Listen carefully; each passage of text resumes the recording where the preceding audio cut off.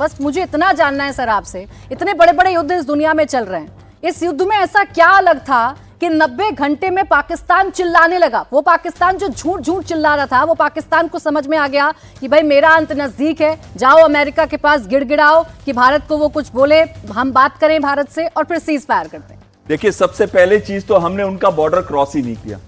दूसरी चीज आती है बहुत महत्वपूर्ण, हमने पूरे टारगेट सिस्टम्स की बहुत अच्छी तरीके से स्टडी करी, प्रिसाइज इंटेलिजेंस लिया, यहां तक कि हमने मैचिंग करी कि किस कंस्ट्रक्शन का बना हुआ है वो बिल्डिंग, टारगेट सिस्टम या कैंप, और कौन सी वेपन सिस्टम उस पर सबसे अच्छा असर करेगी। और उसी वजह से जो प्रिसीजन वेपन्स का हमने इस्तेमाल किया, चाहे वो ब्राह्मस, स्काल्प हो या हैमर हो या कोई और वेपन सिस्टम हो, ड्रोन्स हो, हमने उनका इस्तेमाल किया जिनकी एक्यूरेसीज बहुत अच्छी थी। आपने देखा कि बिल्कुल एक्यूरेटली हिट करा था। ये सेंटर 1/3 रनवे का हिस्सा है और बिल्कुल सेंटर पे उसके हिट किया। क्या एक्यूरेसी है हमारे वेपन सिस्टम्स की, हमारे जहाजों की और हमारी इक्विपमेंट की। और दूसरी बात आती है, पाकिस्तान को हर रोज $25 मिलियन खर्चने पड़ रहे हैं इस मोबिलाइजेशन में। साथ साथ में उनके $4 बिलियन के करीब अब तक खर्च हो चुके हैं।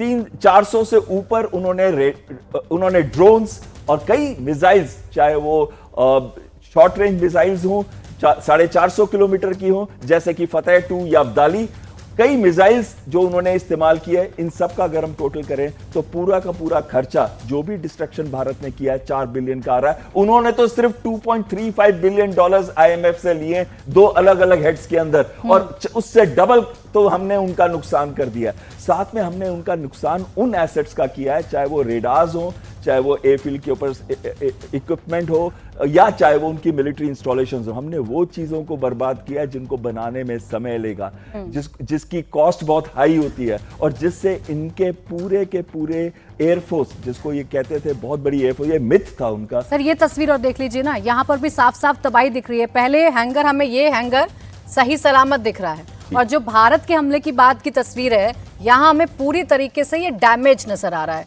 ये जो एरिया है ना, ये हमें डैमेज नजर आ रहा है। जकोबाबाद जो उनका है हमारे डेजर्ट सेक्टर के अंदर, इसको सबसे बड़ा इंपॉर्टेंट सेंटर ऑफ ग्रेविटी कहा जाता है। यहां पे F-16, JF-17 और कुछ हो सकता है एलिमेंट्स J-10 के भी डिप्लॉय किए गए हों।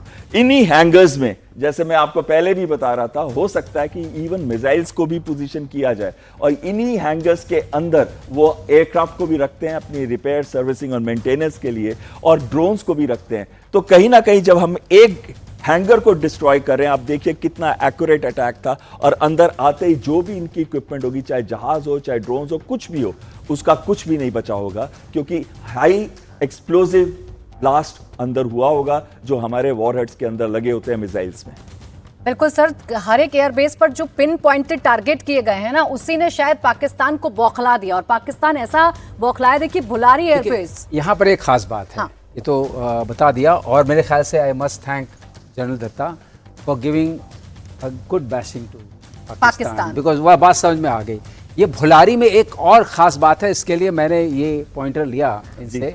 इसमें अवैक्स के होने की संभावना थी। ठीक, ये माना जा रहा है कि उस वक्त जो अवैक्स ऊपर लॉइटर कर रहा था और अपने सिग्नल्स रिसीव कर रहा था, उसके बाद ये लैंड किया, और लैंड करने के बाद जो टाइमिंग थी अटैक की, ये इसके अंदर था।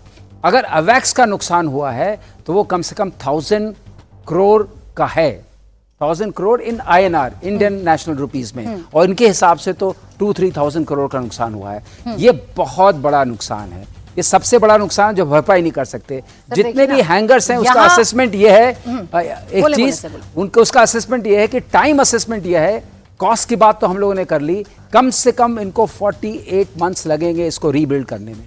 कितने? तो 4 साल के लिए आपने इनऑपरेटिव कर दिया। 4 साल? हाँ, 4 साल के लिए। इनका जो असेट्स मैंने एक मैंने असेसमेंट किया है, एक मैंने ग्रिड बिल्ड किया था, तो इनका जो नुकसान हुआ है, उस नुकसान का ग्रिड बिल्ड करने से ये पता चला कि इनके जो UAVs गए हैं, एम्यूनिशन डिपोज गए हैं, इनके जो जहाज गए हैं, और जहाज में JF-17 भी गया है और J-10 भी गया है, आपने और F-16 भी गए हैं इनके, F-16 बाद में गया है, ओके, एंड अवैक्स भी गया है। तो अवैध नहीं, अवैध जाने का एक और बड़ा मकसद ये हुआ कि इनकी कैपेबिलिटी फॉर काउंटर अब सबसे बड़ी बात सर, सबसे बड़ी बात यहाँ ये तो सर होती है, कैजुअलिटी की भी खबर आई ना, हाँ? कैजुअलिटी की भी तो वो खबर आई कैजुअलिटी है की खबर है, बुराई उसकी में। हम बात नहीं कर रहे हैं, क्योंकि एयरफोर्स का एक स्टैंड रहता है कि we don't count body bags, हाँ। We count equipment, because equipment को लाना और कैजुअलिटी में अगर पायलट्स की कैजुअलिटी हुई है या ट्रेड्समैन की कैजुअलिटी है, मैं आपको बता दूं, अगर एक इंजीनियरिंग ट्रेड्समैन को आप लाते हैं to the level that he can perform in war zone very well, he takes minimum 15 years. ठीक है उसी सर। तरह अगर एक पायलट को आप बनाते हैं ऐसा कि जो फुली ऑप्स हो और डे एंड नाइट ऑप्स हो, मास्टर ग्रीन हो, उसको करने में तो 15 साल लगेंगे ही। तो देखिए, ये मिला हमने- करके आपने जो समय लूज किया है और जो ऑफिसर्स, बट हम ये मानते हैं कि पायलट टू कॉकपिट रेशियो इनका हमसे बेहतर है। सर कुल तो मिलाकर शायद हम कुछ ये होगी। कहते हैं कि हमने बहुत बहुत तगड़ी मार मारी है और बहुत इसीलिए तगड़ी। पाकिस्तान और चिल्ला रहा है। सर और बैठकर बात सबसे कर बड़ी लेते हैं। बात यह है कि जो हाँ। 20% आइए सर, नुकसान बैठ के हुआ है बात उसको दोबारा नहीं ला सकते।